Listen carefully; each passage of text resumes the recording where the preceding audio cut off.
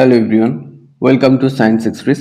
आज हम डिस्कस करेंगे railway group D previous year top science question जो इनसे स्पेशल है। आज हमारा 100 डेज चैलेंज सीरीज में डे 97 लेक्चर है। Now let's start the lecture. The main chemical responsible for Bhopal gas tragedy. Bhopal gas tragedy में कौन सा मेन केमिकल रिस्पॉन्सिबल था? सो यहाँ पर करेक्ट आंसर हो जाएगा methyl isocyanate. Methyl isocyanate the main chemical responsible for Bhopal gas tragedy. The chemical reaction which releases heat dash reaction. ऐसा chemical reaction जिसमें हीट का रिलीज होता है उस केमिकल रिएक्शन को हम एक्सोथर्मिक रिएक्शन कहेंगे। एक्सोथर्मिक रिएक्शन में बॉन्ड का फॉर्मेशन होता है और हीट भी रिलीज होता है। So it is a exothermic reaction. Sahaj's observation about a new plant is that its stem is thick with waxy layer and roots are very deep. Identify the correct habitat of the plant. ऐसा plant जिसका जो stem है यानी तना है उसके ऊपर वॉक्सी layer, एक थिक वॉक्सी लेयर प्रेजेंट है और रूट जो है बहुत डीप तक गया है। सो ऐसा प्लांट डेजर्ट हैबिटेट में पाया जाता है। वॉक्सी लेयर ये होता है क्योंकि प्लांट का जो ट्रांसपिरेशन है वो कम हो जाए, और डीप लेयर तक क्यों होता है क्योंकि उसमें उस जगह पर डेजर्ट में वाटर का कमी होता है। जो प्लांट का रूट बहुत ज़्यादा इसीलिए डीप तक जाता है जैसे वाटर अवेलेबल हो सके।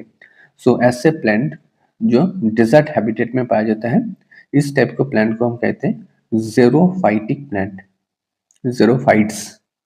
So correct answer is the desert. An example of the xerophytes plant is cactus. Cactus एक xerophytes plant है।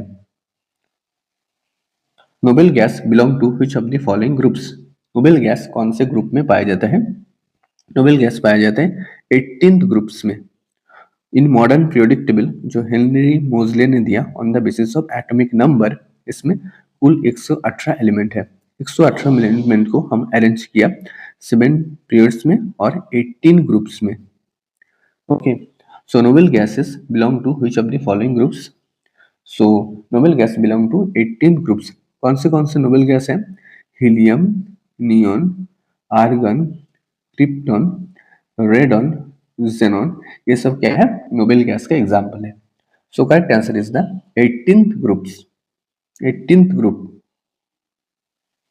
What is the name of food pipe? Food pipe का दूसरा नाम क्या है? फूड पाइप को हम इसोफेगस के नाम से भी जानते हैं। इसोफेगस। फूड पाइप में फूड का डाइजेशन नहीं होता है। फूड पाइप से फूड माउथ से स्टोमक तक आता है। फर्स्ट जो डाइजेशन होता है फूड का वो होता है माउथ में, उसके बाद होता है स्टोमक में। माउथ में प्रेजेंट होता है सैलिवरी अमाइलेज। सैलिवरी अमाइलेज जो कॉम्प्लेक्स स्टार्च को सिंपल शुगर में कन्वर्ट करता है। So correct answer is name of the food pipe is the oesophagus. Food pipe का दूसरा नाम है oesophagus. Which convention are followed for spherical mirrors and lens? Spherical mirrors and lens में कौन सा कन्वेंशन हम फॉलो करते हैं? सो यहाँ पर हम फॉलो करते हैं new Cartesian sign convention. New Cartesian sign convention हम स्फेरिकल मिरर एंड लेंस में फॉलो करते हैं न्यूमेरिकल सॉल्व करने के लिए। So correct answer is new Cartesian sign convention. Which mirror is preferred as a rear view mirror in vehicles because of its wider field of view? कौन सा mirror का use किया जाता है विंग मिरर में, व्हीकल में, for because of its wider field of view के लिए? सो यहाँ पर हम यूज करते हैं कॉन्वेक्स मिरर। कॉन्वेक्स मिरर में जो इमेज फॉर्मेशन होता है वो होता है इरेक्ट, एंड यहाँ पर होता है जो डिमिनिश होता है, जो एक्चुअल जो ऑब्जेक्ट का साइज होता है उससे छोटा इमेज यहाँ पर प्रोड्यूस होता है, और इमेज का साइज होता है, इमेज होता है क्या? इमेज होता है इरेक्ट। सो यहाँ पर हम कॉन्वेक्स मिरर का यूज करते हैं rear view mirror in vehicles. A concave mirror from say real inverted and same image of an object. What is the object place? ऐसा कॉन्केव मिरर जहाँ पर real inverted and same height का image produce होता है, तो उस जगह पर ऑब्जेक्ट को किस जगह पर प्लेस किया जाता है। So it is a concave mirror. Okay, concave mirror ये क्या है, सेंटर ऑफ कर्वेचर, ये है फोकस। ओके, किस जगह पर अगर हम ऑब्जेक्ट को प्लेस करें, जहां पर क्या होगा, जहां पर होगा, जहां पर रियल, इन्वर्टेड और सेम हाइट का इमेज प्रोड्यूस होगा। सो जो ऑब्जेक्ट का जो प्लेसमेंट होगा वो होगा एट सी, यानी सेंटर ऑफ कर्वेचर में। अगर हम ऑब्जेक्ट को सेंटर ऑफ कर्वेचर में प्लेस करें तो जो इमेज प्रोड्यूस होगा वो होगा सेम टाइप का इमेज होगा। ओके, वो सेम हाइट का होगा, रियल होगा, इन्वर्टेड होगा एंड सेम हाइट का होगा।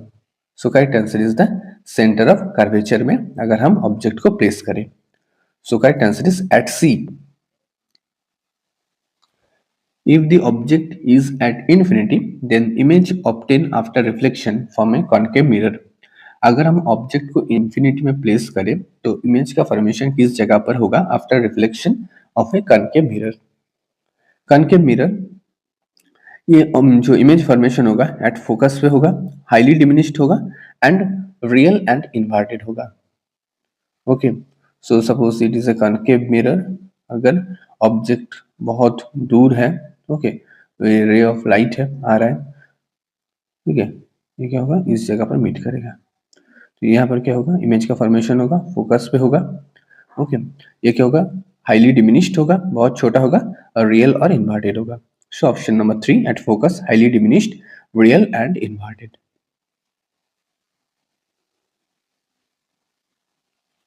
For spherical mirrors of small aperture, the radius of curvature is found to be dash of the focal length.